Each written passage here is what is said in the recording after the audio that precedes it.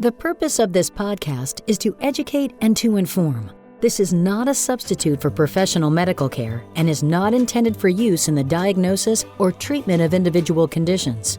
Guests on this podcast express their own opinions, experience, and conclusions. The mention of any product, service, organization, activity, or therapy should not be construed as an ASCO endorsement.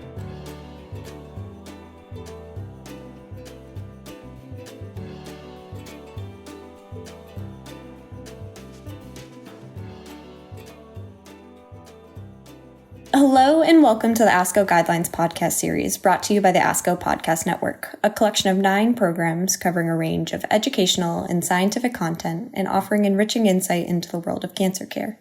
You can find all the shows, including this one, at podcast.asco.org.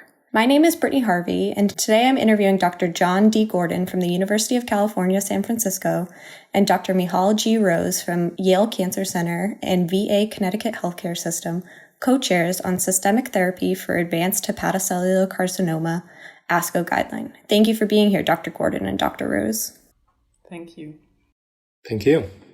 First, I'd like to note that ASCO takes great care in the development of its guidelines and ensuring that the ASCO conflict of interest policy is followed for each guideline. The full conflict of interest information for this guideline panel is available online with the publication of the guideline in the Journal of Clinical Oncology. Dr. Gordon, do you have any relevant disclosures that are related to this guideline topic? I do not. Thank you. And Dr. Rose, do you have any relevant disclosures that are related to this guideline topic? I do not either. Okay, then thank you. Then Dr. Rose, can you first explain the general purpose and the scope of this guideline? Of course. Thank you for this opportunity. As people know, the incidence of liver cancer, hepatocellular carcinoma, is rising rapidly in the United States and worldwide. And although there are multiple local and potentially curable treatments for early stage disease, the medical oncologist does get involved when these fail or if the patient presents with metastatic disease.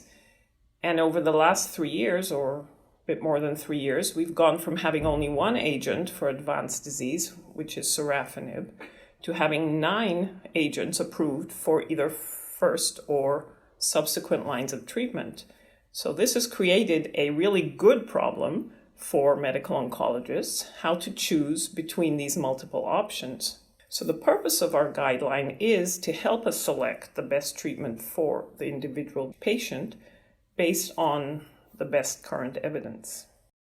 Great. Then this guideline covers both first-line and subsequent systemic therapy options for patients with advanced hepatocellular carcinoma. Dr. Gordon, what are the key recommendations for first-line therapy? Thanks. And it's also a great pleasure for me to be on this podcast, and I appreciate the entire process of putting together this guideline. In the frontline setting, a lot of what motivates the completion of this guideline is the approval of the first frontline combination for advanced HCC, which is the combination of bevacizumab and atezolizumab. So this was approved based on a report in the New England Journal of Medicine back in May that specifically studied a first-line population of patients with advanced HCC and relatively preserved liver function. And the key recommendation of this guideline is that the combination of atezolizumab and bevacizumab be adopted for patients that meet this description.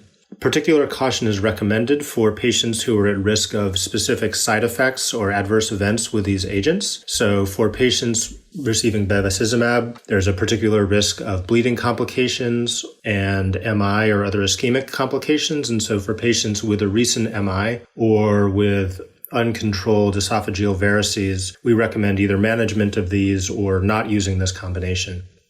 Similarly, there are a range of contraindications to use of PD-1, PD-L1 inhibitors such as atezolizumab, including history of various autoimmune diseases, and so we do not recommend this combination for patients with those comorbidities. For patients with either more advanced liver failure or the specific risks that I just outlined, we're recommending continuation, when safe and appropriate, of what was the previous standard of care, which is frontline treatment with either the oral TKI lenvatinib or the oral TKI sorafenib. Great. Thank you for that overview of the first-line recommendations. And Dr. Rose, what are the recommendations for second-line therapy? So our team had a harder time with second-line recommendations, and mainly because there's lack currently of published data on treatment outcomes in patients who've received atezolizumab plus bevacizumab frontline or lenvatinib frontline. So we debated a lot in our group, which was a very multidisciplinary and collaborative group. And we did agree that patients who are well enough to receive second-line therapy, that is, their Child-Pugh was still A and they had a good performance status, they should be considered for sorafenib or lenvatinib if they had received atezolizumab plus bevacizumab in the frontline setting. But of course, other options for the second line would be cabozantinib or regorafenib, are reasonable and evidence-based options. In patients who've received sorafenib or lenvatinib frontline, we also discussed that it was reasonable to treat them with atezo-bev because we presumed that these patients did not have access to that combination in the frontline. Of course, if they meet the criteria that John outlined in the discussion of frontline treatment. In patients who received sorafenib or lenvatinib frontline, of course, that we have data on using other tyrosine kinase inhibitors such as cabozantinib or regorafenib.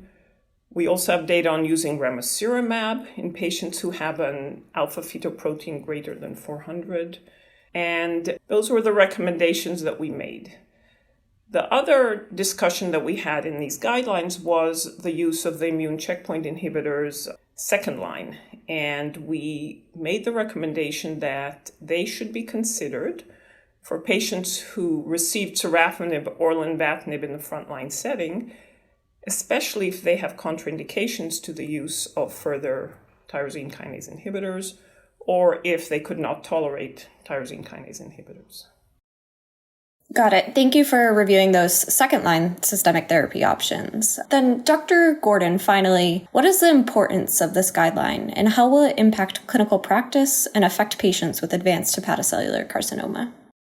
Thanks. And so I think this very much follows on Michal's initial introduction about the purpose of this guideline, which was to address the dramatic proliferation of approved agents for advanced HCC.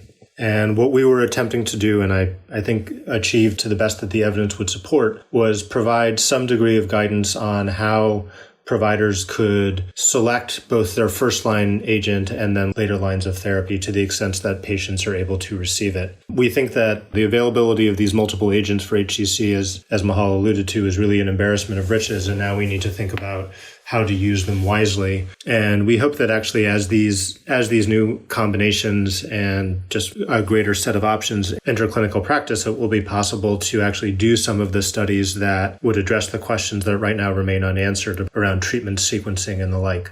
I think that there remain some interesting questions in the management of HCC, both for patients with more impaired liver function and for patients at the threshold between localized HCC who are still candidates for local regional therapies such as TACE or selective internal radiotherapy and requiring systemic therapy as the outcomes from systemic therapy are becoming more positive. But in aggregate, we think that these guidelines now provide something of a sequence for the treatment of patients who do require systemic therapy and hopefully an outline for further development. Great, thanks. It sounds like this will be important for both practitioners and patients. So I want to thank you both for joining me on the podcast today and for your leadership on the development of these guidelines, Dr. Rose and Dr. Gordon. Thank you. And thank you for the opportunity to discuss them. Yeah, thanks as well. And thanks to the amazing team at ASCO and to the entire expert panel, which put in quite a bit of time over the several years that we developed this guideline as more and more data became available.